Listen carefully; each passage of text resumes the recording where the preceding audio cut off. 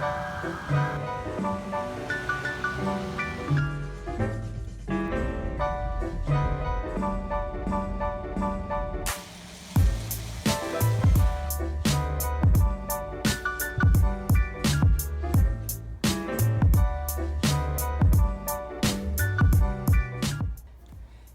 everyone! It's the end of the year and I thought I would do a quick costume recap because there are not that many costumes that I finished this year, so there's not really that much to recap. The only things that I actually managed to get finished are the 1870s morning gown that I wore to the Addams Family thing in October and the red plaid 1890s dress that I wore for Christmas Home of Tours that happened 2 weeks ago. You'll see the video on that eventually. The morning gown is still kind of in a state of incompleteness. It didn't have any waistbands on it when I wore it. It didn't have any closures except for the buttons on the bodice, which was kind of a miracle that those actually got done. But other than that, it still has some things that need to be finished and some things that need to be fixed, because when I wore it, I realized that there were some issues with the actual fit of the bodice and the way the skirts were draping, so I'm not really sure if I can count that one as complete because it's not really complete, but I did wear it. And the 1890s dress actually is totally finished, which is something that almost never happens. It has all of its hooks and eyes on it, it has all its waistbands, it has everything.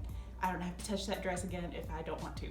So that, I guess I can only say I finished a petticoat for the 1890s, which turned out terribly, but gives me the floof that I need. And I finished the 1890s dress. So out of a whole year of sewing possibilities, I finished 2 things. It wasn't very productive. I did manage to finish one of my UFOs though, something that I had been kind of tinkering with for a little while. And that was my new set of 18th-century stays. I had a set of stays that I had finished and I was wearing, but they were from a 1780s pattern, and I generally don't do 1780s. I like the wide pannier look from a little bit earlier. So it was too short-waisted for the styles that I wanted to do, and none of the gowns I ever draped over it ended up looking the way I wanted them to. So those stays are on the naughty pile just because they don't fit the way I want to. I used an old Elizabethan stays pattern that I really liked the shape of, and I used that to kind of finagle a new stays pattern for the 18th century. So those finally were finished. So 3 things. I finished 3 things this year. Next year, I already have a whole slew of events that are on the table. So in January, we have a Victorian event coming up to go see the Renoir exhibit. I don't know if I'm going to actually make anything new for that. The plan had been to make a new 1870s bodice to go with the purple gown from the Dickens ball gown that I made last year. I don't know if I'm actually going to do that because the 1890s dress works just as well for this exhibit because it spans his entire career. So we're not kind of shoehorned into one particular time period. So I might just wear the 1890s dress again. Maybe make a new cloak for that. After that, in February, we have a Napoleonic tea coming up. I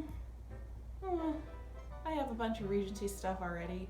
I'm kind of Regency'd out after having years where most of our events were Regency themed. So I not only have a full wardrobe full of undies, gowns, ball gowns, overdresses, pelisses, you name it, I have it. I have no desire to sew Regency ever again. So I'm probably just going to wear something I already have. And then in March, we have our very first 1830s picnic, and I'm so excited because it's a big sleeve era and I love big sleeves. So I am really looking forward to that, but I have so much work to do. I don't have anything that can even passably go for 1830s because even for my Regency stuff, I was using short stays, so I can't even use my old stays. So I have to do stays, corded petticoat, regular petticoat, I need new chemise because my current chemise does not fit very well. I need sleeve puffers, pockets, the gown itself, maybe a pelisse, definitely a bonnet. So, I've got a lot of stuff to sew. Okay, what else? I'm trying to secure us a private box for an upcoming showing of the Cinderella musical because we've done Cinderella the ballet in the past, and we did kind of this tiara princessy, wear your favorite ball gown kind of thing, and I'm hoping to do that again with the musical. But the seats in that theater, it's a vintage theater, so the seats are really tiny, and so if we get the private box, we get the big freestanding chairs, which is way better for giant dresses. So I'm really hoping that that comes together. That would be in June. I would probably wear one of my gowns I already have. I don't know. It depends on how ambitious I'm feeling. There's plenty of time between March and June to kind of finagle something new, so I'm always one for a big new shiny dress, and yeah, I might make something. And then in the fall, we don't have a date for this one yet, but there is going to be a Nefertari exhibit at our local museum, and I'm so excited. My inner Egypt nerd is going, ah! And then my costume side is going, ugh, because we'd have to do 1920s to it. Is there a more unflattering period in fashion history? No, you look like a potato, an unboiled potato. I really hate the 1920s. There's nothing flattering there. Oh, and there is the vampire ball in September next year, and I'm really hoping to go to that because my teenage goth loving heart has been reignited with all this talk about Vampire Chronicles TV series coming to Hulu. So my little Anne Rice fangirl heart is fluttering like crazy and going, oh! So I want to make something new for that. The only problem is I don't have any black fabrics in my stash. When I get black fabric, I tend to use it up. So I don't really know if I want to wear my morning gown in a club setting. I really don't. So we'll see if I can actually pull something together for that. I don't know yet, but I really want to go. So we'll see what happens. Other than the events for next year, there are a couple of things that I want to kind of focus on with my sewing. I want to make next year a stash bust year. I have so much fabric. I don't need to buy fabric for anything, really, except maybe draping. So I have an entire storage unit full of fabric.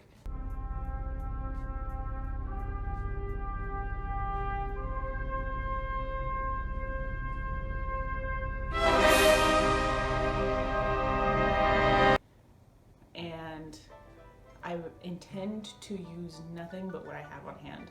The only exceptions are going to be some cheap muslin. There's $1 a yard, 36-inch wide muslin at Joann's that I use for draping. So I'm gonna get a bolt of that and have that last me for the rest of the year. And notions, because I haven't really stockpiled notions the way I have fabric. So things like bias tape and thread and things like that. So we'll see what I'm able to make this coming year with what I have on hand. I have so much that I think that I can probably do pretty well on this personal challenge. What else did I want to accomplish this year? Oh, I want to make at least one costume piece every month. I was looking back over my old blog posts where I did year-end wrap-ups, and there was one year that I did 41 pieces in that year, and I have really been slacking off. That was the year before the Battle of New Orleans reenactment, and it was the 200th anniversary. That they had balls and soirees and concerts and dinners and all sorts of things planned. So I had so many pieces that I made for that year, and that really contributed to that overall goal of getting. I had set myself a goal that year of doing 50 pieces, and I got to 41, and that event really contributed to that overall total. This year I don't really have anything huge like that. There's some traveling that I want to do, but it's not costume related, so I don't really have any huge costume goals except for the few events that we have coming up locally. So one piece every month I think is reasonable. And I want to get back into embroidering. I used to do tons of embroidery projects. I did embroidery on my Tudor bodices and my Elizabethan bodices that I was wearing to the fair. I did embroidery on Victorian things that I was going to make. I did embroidered stomacher. I did so much embroidery, and I haven't picked up an embroidery hoop in like 2 years now. So I want to get back into doing embroidery projects. I have an embroidered mantle that I'm starting to work on. That's being made from an 1874 pattern out of a German magazine, and it's a super simple pattern, and I came across an embroidered mantle in the Met from the 1860s, so I'm stealing the embroidery pattern off of that and putting it onto my 1874 mantle because I just don't do 1860s. So I'll get a lot more use out of an 1870s mantle than I would an 1860s one. I'm just gonna try and work embroidery in whatever way I can. Those are the main things that I want to achieve this year. Just do more embroidery, do a costume piece every month, and use my own fabrics and don't buy anything new. So other than that, I'm pretty open to whatever happens next year.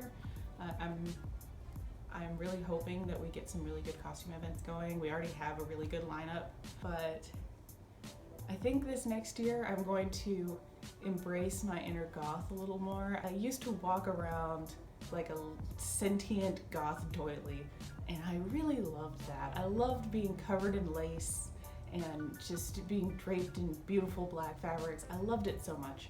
The adult corporate world has taken that away from me. So I'm going to just re-embrace all things gothy and witchy and wonderful and let them carry me to a happy place, because that is my happy place. I want to go back there. So yeah, those are my plans for 2020. We'll see how well I actually stick to these. I think these are goals that are pretty easy to achieve. Honestly, the thing that I think is going to be hardest to achieve is creating something 1920s, because I cannot understate how much I hate that era's fashion. So that's it. I'll see you in 2020. Bye.